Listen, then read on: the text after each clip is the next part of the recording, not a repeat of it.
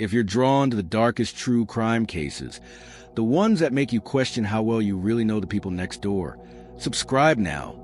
Because tonight's story isn't about ghosts in a closet. It's about something far more real and far more dangerous. The flashing red and blue lights painted the quiet suburban street in San Diego in violent streaks of color. It was just after 2 a.m. when officers surrounded the small two-story home at the end of the cul-de-sac. Neighbors peeked through blinds. A helicopter thudded overhead, and inside the house, a young mother stood frozen in her living room, clutching her 3-year-old daughter as detectives searched the bedroom upstairs.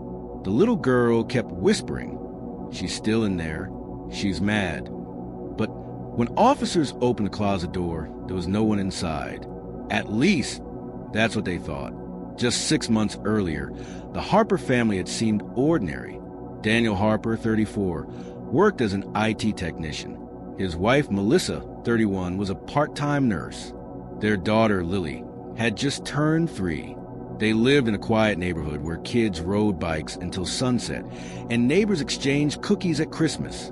The first time Lily mentioned the lady in the closet, Melissa barely reacted. "She talks to me at night," Lily said casually over breakfast, swinging her legs under the table. Melissa smiled. "Is she your imaginary friend?" Lily shook her head. "No, she's not imaginary. She wears the old dress." It was the kind of thing parents laugh about later. According to child development experts and organizations like the American Academy of Pediatrics, imaginary companions are common between ages 2 and 7.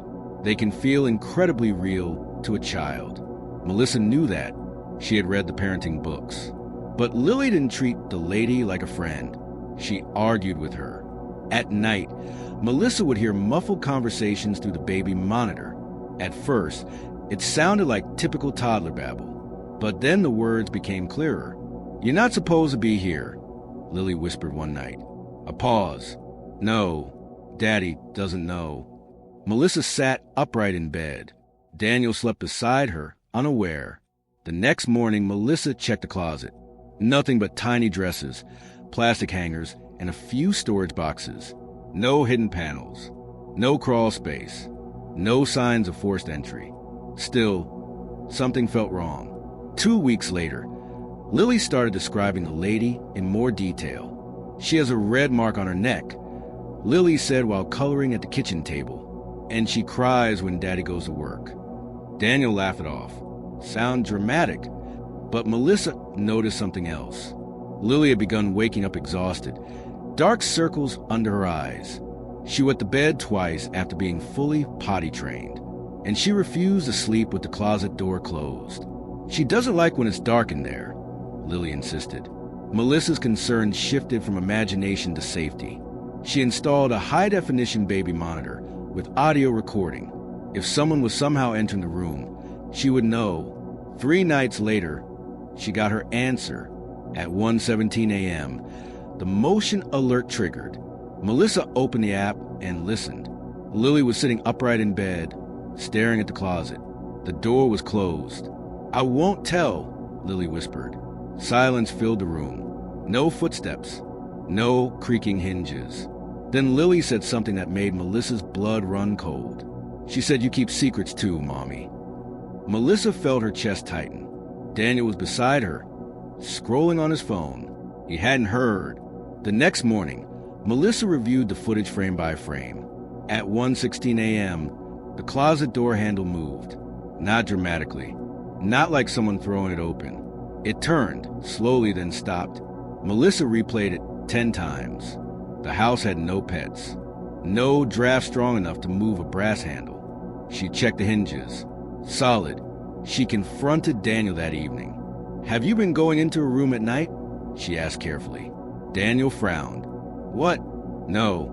Why would I?" Melissa showed him the footage. He stared at the screen, jaw tightening. It's probably pressure in the house. Air conditioning. But the AC hadn't been running. That night, Daniel insisted on sleeping on the couch near Lily's room. At 1:12 a.m., the motion alert triggered again. This time, both parents watched live. Lily was asleep. The closet door creaked open about 3 inches. Daniel bolted upstairs. He threw the door wide open. Clothes swung gently. Nothing else. No one inside. But behind the stack of storage bins, Daniel noticed something strange. The drywall panel in the back corner looked newer than the rest, slightly different shade of white. He pressed against it. It shifted. Daniel stepped back slowly, heart hammering. Melissa stood in the doorway, clutching her phone. "Call the police," Daniel whispered. Officers arrived within minutes. They removed the panel carefully. Behind it was a narrow crawl space, barely large enough for an adult to fit. And inside that crawl space, detectives found something that made the entire house fall silent. A small sleeping mat, an empty water bottle, and a woman's red scarf.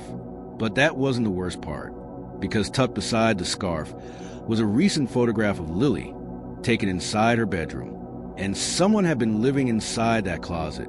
By the time crime scene technicians finished photographing the crawl space, the quiet Harper home no longer felt like a home. It felt like a crime scene pulled straight from a nightmare. The crawl space extended farther than anyone expected. It ran along the shared wall between Lily's room and the neighboring property, narrowing into a cramped tunnel that connected to an old, sealed attic access point. The house had been built in the 1970s, remodeled twice, and somewhere along the way, someone had quietly created a hidden passage no inspector had flagged. Detectives recovered more than just a scarf and a mat. There were protein bar wrappers, a small flashlight, a prepaid cell phone with a battery removed, and 3 more photographs of Lily, each taken at night. Someone hadn't just been hiding, they had been watching. Daniel and Melissa were escorted outside as investigators canvassed the property. Lily sat wrapped in a blanket in the back of a patrol car, confused, clutching a stuffed rabbit.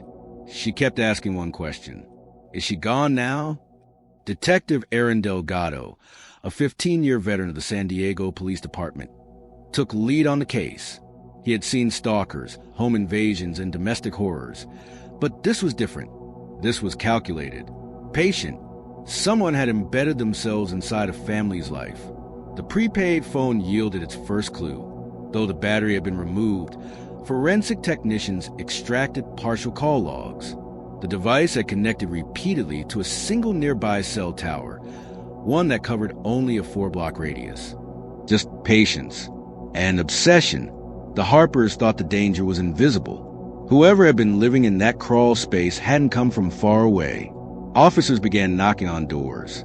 The Harpers' immediate neighbors seemed stunned. Retired couples, a young teacher, a widowed grandmother. Then there was a house directly behind the Harpers' backyard. It belonged to a 42-year-old woman named Rachel Mendez.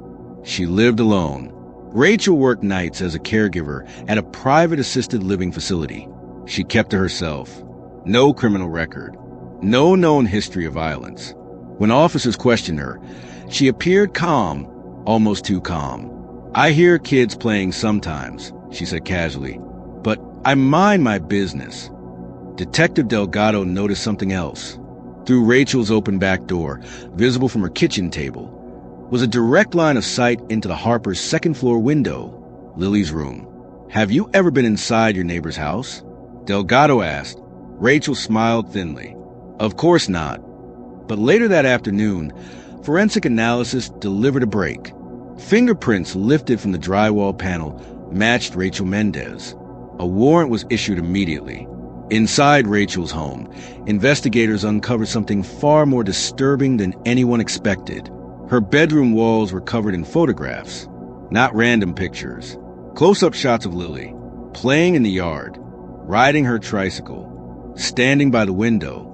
Some were taken from ground level, others through the glass. On Rachel's nightstand sat a leather-bound journal. Its pages detailed daily observations, notes about Lily's schedule, Daniel's work hours, Melissa's shifts, and scattered throughout the entries were chilling lines written in shaky ink. "She knows I'm there. She listens better than they do. She understands." Detective Delgado felt a tightening in his chest as he flipped to an earlier entry, dated nearly a year back. "I lost her once. I won't lose her again." Background checks revealed the final piece. 5 years earlier, Rachel Mendez had given birth to a daughter who died at age 3 from an undiagnosed heart condition. The child's name had been Elena. Elena had dark hair, brown eyes, and in photos recovered from Rachel's closet, she bore a striking resemblance to Lily. Psychologists later described Rachel's behavior as a severe and untreated grief-induced delusion. She hadn't targeted the Harpers randomly. She had chosen Lily because she looked like the daughter she had lost. The crawl space wasn't just a hiding spot. It was her way of being close. But one question still haunted investigators. How had she gotten inside? The answer came from the exterior inspection. Behind Rachel's backyard shed was an old storm drainage access point that connected to a maintenance corridor running beneath several homes in the neighborhood. Years ago, before renovations sealed it off, it had provided utility access. Rachel had reopened it. From there, she had tunneled through insulation into the Harper home's crawl space. Slowly, over time, without ever triggering alarms. She had been inside that wall for weeks, maybe months. The final confrontation happened quietly. Rachel was arrested without resistance. As officers placed her in a patrol car, she asked only one thing. Did she say goodbye? Lily never saw Rachel again, but the story didn't end there. Weeks after the arrest, while contractors repaired the damaged walls and sealed the crawl space permanently, Melissa discovered something hidden beneath Lily's bed frame, a folded piece of paper. It wasn't written in Rachel's handwriting. It was Lily's uneven crayon script. She told me not to tell. Melissa's heart pounded as she turned the page over. On the back, drawn in red crayon, was a crude picture of 2 stick figures standing inside a box. One taller, one smaller, both smiling. Investigators later confirmed that Rachel had never physically entered Lily's bedroom beyond the crawl space. There was no evidence of direct contact, but Lily's therapy sessions revealed something chilling. She hadn't just heard Rachel through the wall. Rachel had been whispering stories through a small drilled hole behind the hanging clothes, just wide enough for sound to pass through. Stories about secrets, about real mothers and pretend families. The psychological damage would take years to untangle. Rachel Mendez was sentenced to 18 years in prison for stalking, unlawful entry, child endangerment, and invasion of privacy. The neighborhood installed security systems. The Harpers eventually moved out of state, seeking distance from a house that nearly broke them. To this day, Detective Delgado says one detail still unsettles him. During interrogation, Rachel insisted she had never meant to hurt anyone.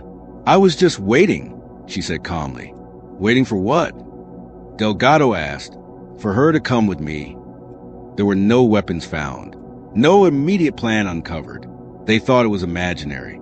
But sometimes the most terrifying threats aren't monsters in the dark. They're grieving humans, hiding just inches away.